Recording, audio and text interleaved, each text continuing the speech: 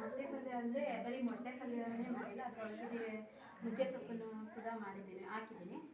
ನುಗ್ಗೆ ಸೊಪ್ಪಿಂದ ನಮಗೆ ವಿಟಮಿನ್ಸ್ಗಳು ಸಿಗುತ್ತೆ. ಮಕ್ಕಳುಗಳಿಗೆ ಮತ್ತು ಬಾಣಂತಿಯರಿಗೆ ಹೆಚ್ಚು ತಿನ್ನಬಾರ್ದು ಮೊಟ್ಟೆನ ಮತ್ತು ನುಗ್ಗೆ ಸೊಪ್ಪನ್ನ ಹೀಟು ಅಂತ ಅಂತಾರೆ.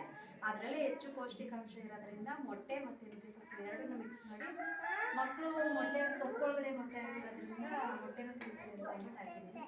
ಆಮೇಲೆ ಬರೀ ಮೊಟ್ಟೆನ ಬೇಯಿಸಿ ತಿನ್ನೋದ್ರಿಂದ ಭಂಡಾರನ ಯಾರು ತಿನ್ನಲ್ಲ, ಎಲ್ಲರೂ ಬಿಟ್ಬಿಡ್ತಾರೆ ಭಂಡಾರ ಗ್ಯಾಸ್ಟ್ರಿಕ್ ಅಂತ.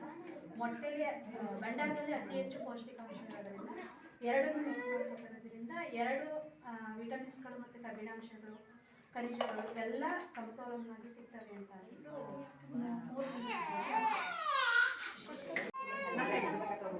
ಎಲ್ರಿಗೂ ನಮಸ್ತೆ. ನನ್ನ ಹೆಸರು ಉಮಾ ಅಂದ್ಬಿಟ್ಟು. ಏನಂದ್ರು ನಾವು ಗರ್ಭಿಣಿಯರಿಗೆ ಮತ್ತು ಬಾಣಂತಿಯರಿಗೆ ಪೌಷ್ಟಿಕಯುಕ್ತ ಆಹಾರ ಕೊಡಬೇಕು ಅಂತ ಹೇಳಿದ್ರು.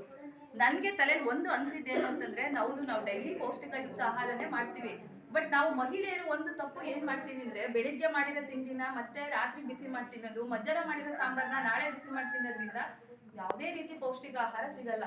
ಏನ್ ಮಾಡಿರ್ತೀವಿ ಬೆಳಿಗ್ಗೆ ತಿಂಡಿ ಬೆಳಿಗ್ಗೆ ತಿನ್ಬೇಕು, ಮಧ್ಯಾಹ್ನ ತಿಂಡಿ ಏನ್ ಮಾಡಿರ್ತೀವಿ ಬಿಸಿ ಇದ್ದಲ್ಲೇ ಅದನ್ನ ಸೇವನೆ ಮಾಡಿದಾಗ ಅದರಲ್ಲಿರೋ ಪೌಷ್ಟಿಕ ಆಹಾರ ಸಮತೋಲನವಾಗಿ ನಮ್ಗೆ ಸಿಗುತ್ತೆ. ಇದೊಂದು ಇನ್ಫಾರ್ಮೇಶನ್ ನನ್ಗೆ ಹೇಳ್ಬೇಕು ಅಂತ ಅನಿಸ್ತು. ಮತ್ತೆ ಇವತ್ತು ನಾನು ಏನ್ ಮಾಡಿದ್ದೀನಿ ಅಂತಂದ್ರೆ ಒಂದು ಪುಳಿಯೋಗರೆ ಮತ್ತೆ ಇನ್ನೊಂದು ಸಲಾಡ್, ಎಲ್ಲ ತರಕಾರಿ ಮತ್ತೆ ಮೊಳಕೆ ಕಾಳು ಎಲ್ಲ ಸೇರಿ.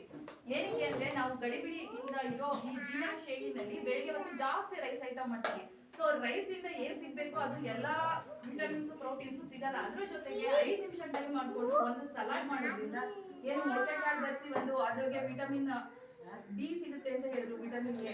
ಮತ್ತೆ ಸ್ವೀಟ್ ಕಾರ್ನ್, ಸೌತೆಕಾಯಿ, ಕ್ಯಾರೆಟ್ ಮತ್ತೆ ಅನಾನಸ್ ಎಲ್ಲ ನಮ್ಮ ಮನೆ ನಿಧಾನದ ಐಟಮ್ಸ್ ಇಟ್ಕೊಂಡು ಮಾಡೋದ್ರಿಂದ ಅಗತ್ಯವಾಗಿ ಇರುವಂತ ಪೌಷ್ಟಿಕಾಂಶಗಳು ಎಲ್ಲ